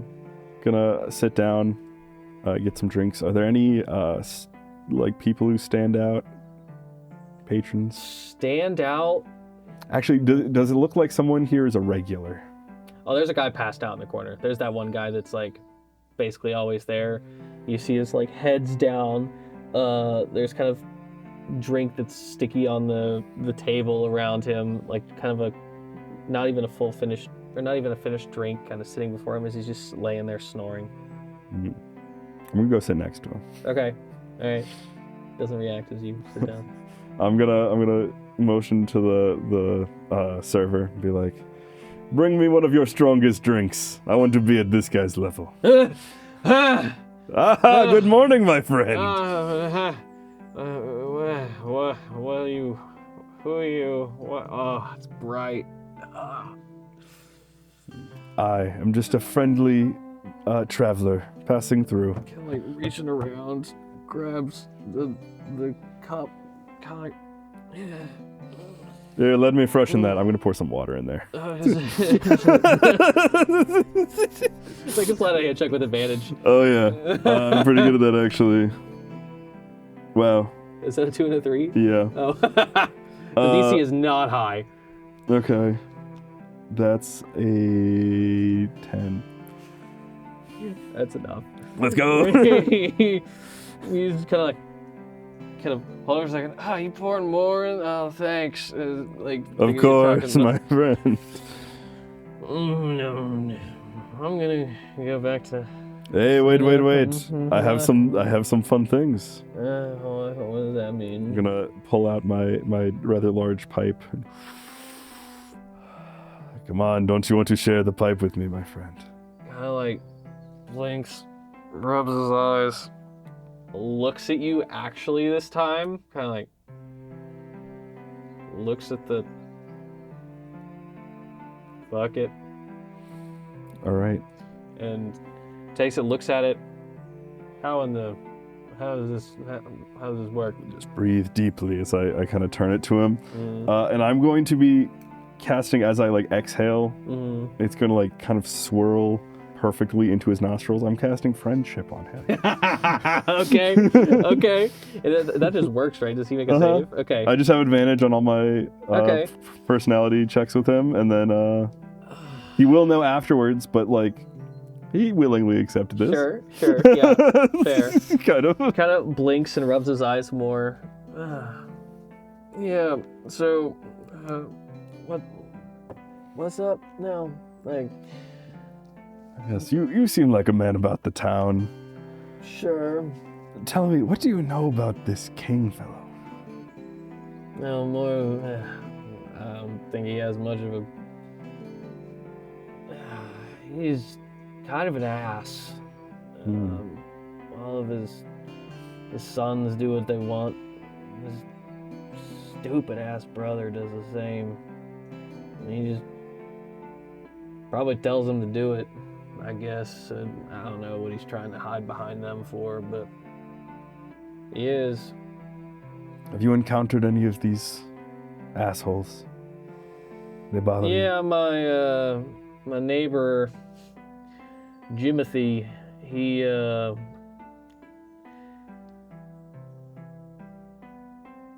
tries to, and he kind of, his eyes are going a little bloodshot. Like, he's already a tired dude. They took they increased the tax that they took from his crops from about 25% to 50%. That's not enough to feed his family with his 7 kids. So he's struggling. And I've heard of similar things from a lot of the other folk down the way, but... Does he go there often? Or just... I mean, he goes to a lot of people semi-regularly. I mean, they just don't seem to care. You haven't dealt with him very much yourself, though. Directly, no. Thank the heavens. Hasn't come down my throat yet, but I'm sure it'll happen before too long. I've been trying to... He goes to say something a little bit too much, and he kind of... trying to keep what I can. There doesn't need to be secrets between us. We are such good friends. Make a persuasion check. With advantage. And a plus 11. Oh my god. 16. 16. I need my own dice. These dice stink. Yeah, so he's kind of like... These are Anna's dice, aren't they? Yeah, I think so. No. Yeah. I've been cutting from my own crop to try and make it seem like I have less than I do. Yeah, that is very smart. You're a smart man. Thank you, friend. I try. And you see the tavern owner kind of sits a drink in front of you. The one that you ordered earlier. A toast to our friendship. Cheers. Like, kind of, Larissa, this is a lot weaker than what I remember. You guys need to strengthen up the batch. She looks over, looks at him, looks at you, looks at him. Sorry, we'll make sure it works. It's better for the next one, I guess. Maybe it's just the barrel is bad that we got from the city. He's like, all right, yeah, sure. Goes back and just continues to drink his very light beer, essentially now. Would you introduce me to your friend who has had these terrible troubles? Yeah, I can do that. Perhaps in the morning once we're more rested. Sure. Cuts to white, and... It wouldn't be a bother for me to stay with you, would it? I'll make sure you get home safe. There's room We'll in the stumble barn. together. All right. Cuts to white. The next day, what are you trying to talk to this other guy about? I'm gonna... To Jimothy. Jimothy Jamtano. Greetings, Jimothy. It is nice to meet you. I have some strange questions about this man who's bothering you. Yeah, what's... Alright. What do you know about him? I mean, kind of short. Probably about 5'6". He uses a hammer to, well,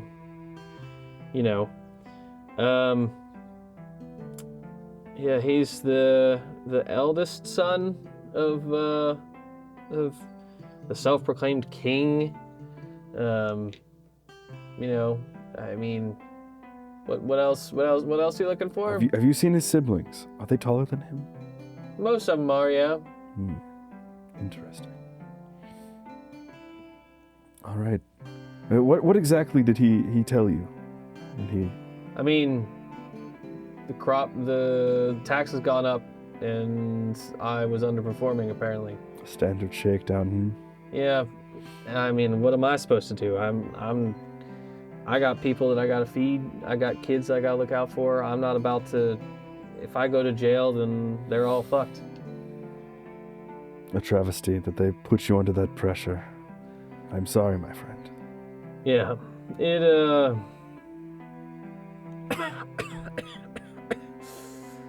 it happens. But I appreciate the sentiments, I guess. Well, hopefully, these problems will be a thing of the past soon. Well, that'd be great. I don't know how the hell that's gonna happen, but maybe someone will go in there and deal with the problem. Perhaps. Who knows? Maybe we'll get a knight in shining armor. Anyway, I hate to bother you during your busy work day. Well, good luck to you, traveler. We cut to White.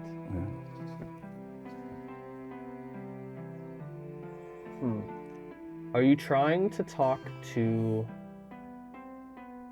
the individuals who are doing this, or are you trying to go straight to the king at this point? I think I'm gonna go to the king. Okay.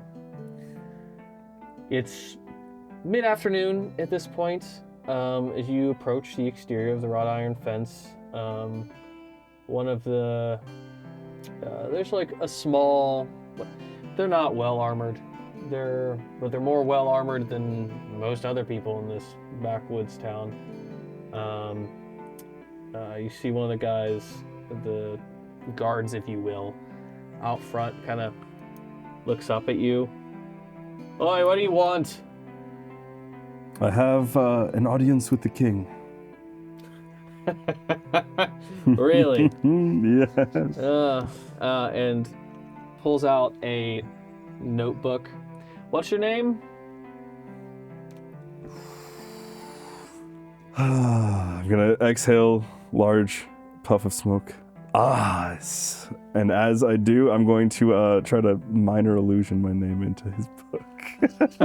Okay. Make a sleight of hand check, my friend. That's cocked.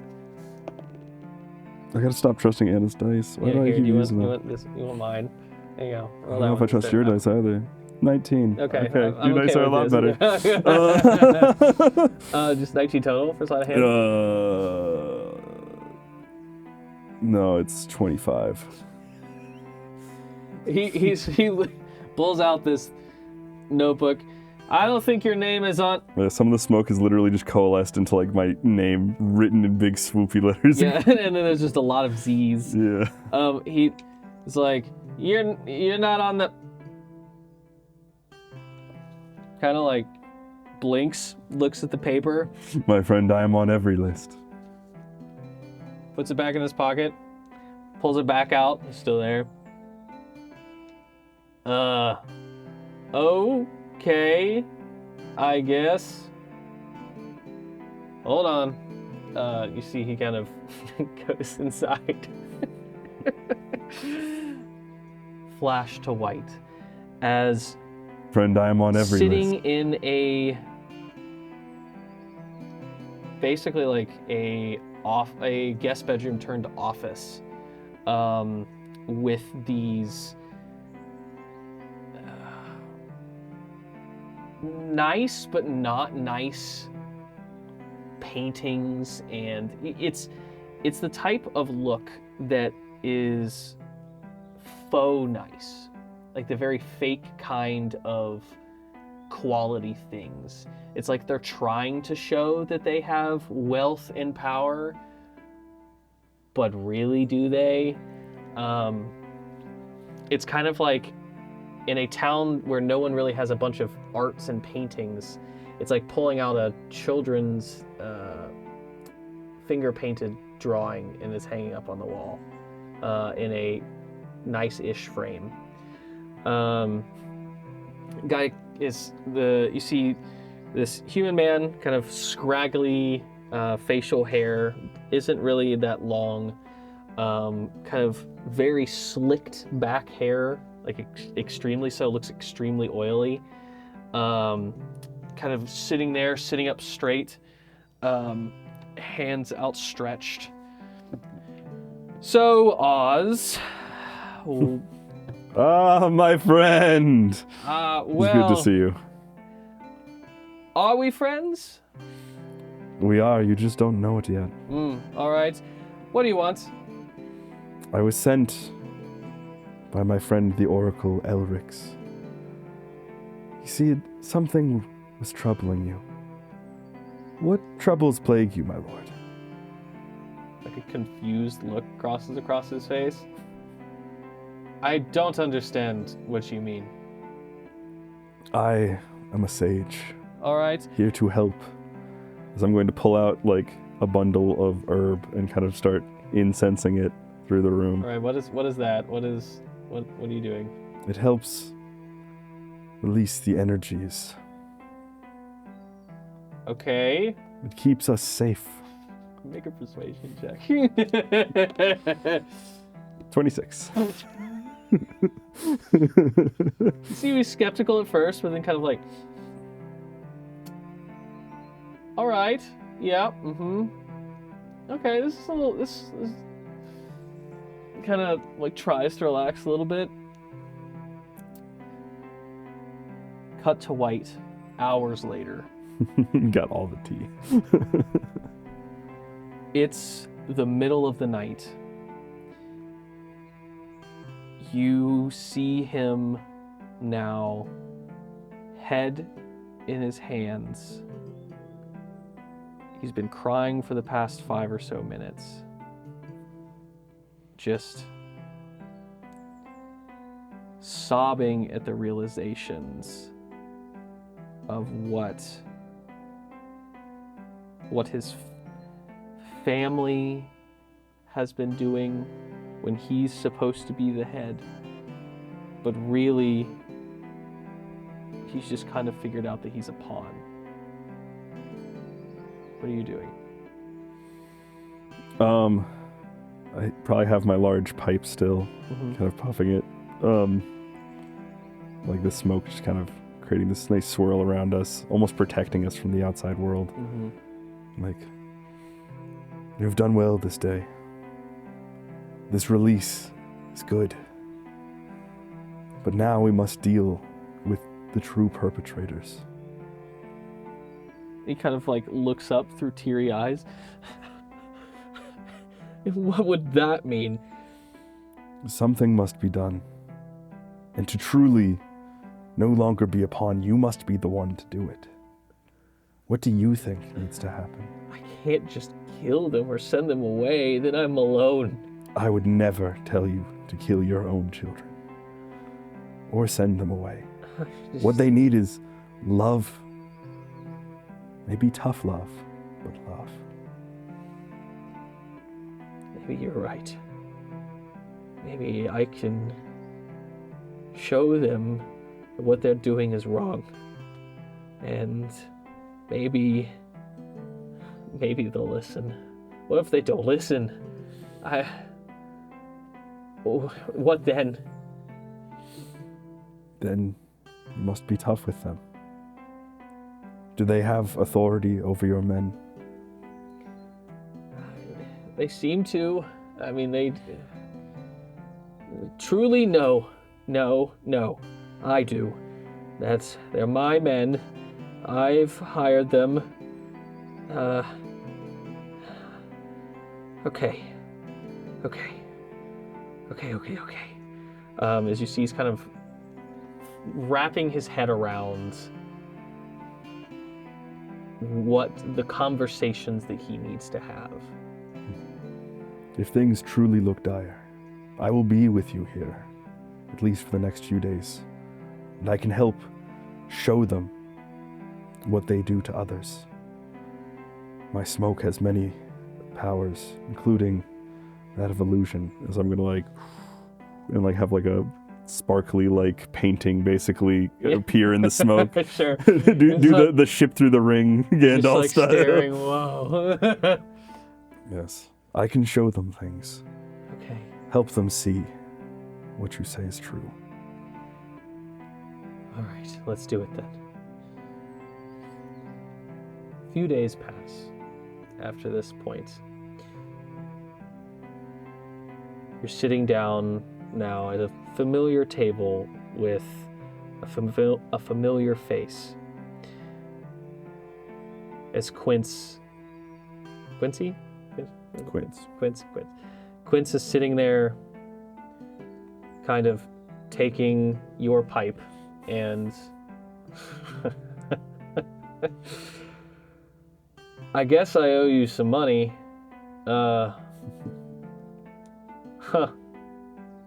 As he's just kind of staring out across the city in a bit of disbelief at the actions of the past few days.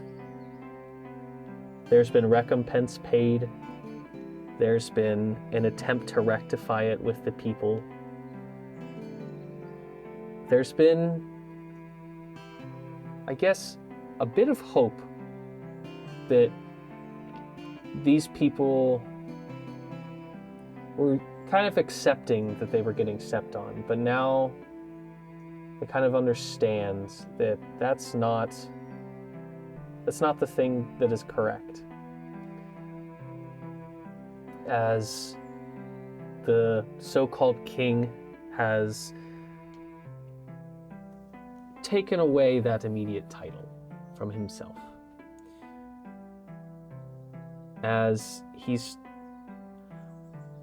trying to, instead of leading and controlling, trying to guide and help. As Quince is just standing there. I honestly don't even know what to say. Well,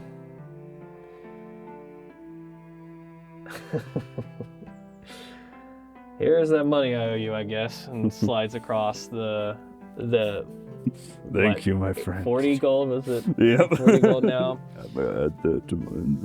I think, though, well, I might have someone that I think you should talk to. An old friend of mine that I think might be able to use the things that you're able to do if you're interested. I can establish a meeting. I'm not usually one for organizations.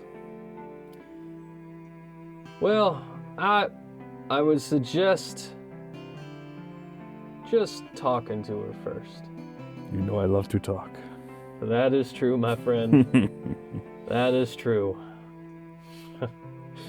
Passes the pipe back, takes a big swig of his drink. Weeks pass. You've since left this town, this backwater place that has no real name on a map, no real significance to any kind of trade routes. And you're sitting at a residence of a woman with short, buzzed white hair, casual clothing. You see beautifully hilted a beautiful hilt of a long sword, just kind of blade down in a sheath, laying against the wall. Sitting there as the smoke kind of perpetuates around the room.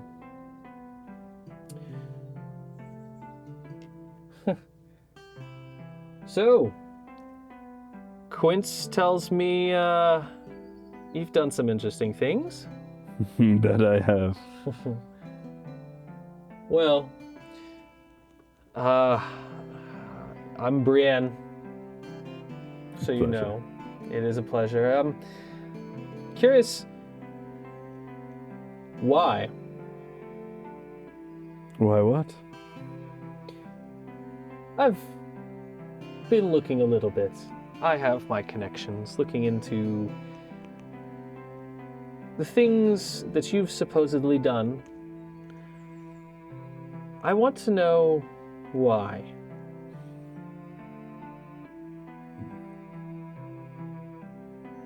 Growing up, all there was responsibility and violence. Kill or be killed. But I always wondered, why could there not be mercy? Why not leave room for hope? All that violence brings is death. But talking brings a chance. What if talking doesn't work? Then what? Talking can have stages. Sometimes things can be shown to them in a clearer light. But sometimes people can't be reasoned with. I have seen such creatures. At the point they can no longer think or reason. It's hard to see them as truly sentient anymore. Those creatures filled with nothing but rage must be laid to rest. But I personally, my hands must be kept clean. It is an oath I took.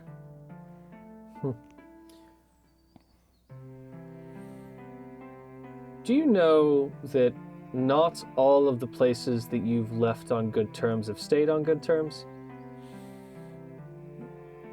It is a constant battle, a constant challenge. But if everyone's in the ground, what's left? She kind of sits back and is... You're not wrong. You're not wrong. Those places, I know one of them. The things that man grew to do still haunt me. But I'd do it again.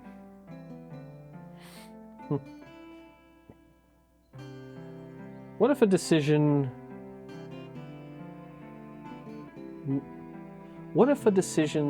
What if you could go back and... I know you say that you would do it again, but what if you knew that going a different path and a different outcome would lead to better results down the road? The prevention of death for many who do not deserve it. It is tough. I'd ask for you to prove it to me. If there's one thing I've learned in this crazy world, it's nothing is sure. She kind of, a smirk kind of goes across her face. That could be arranged.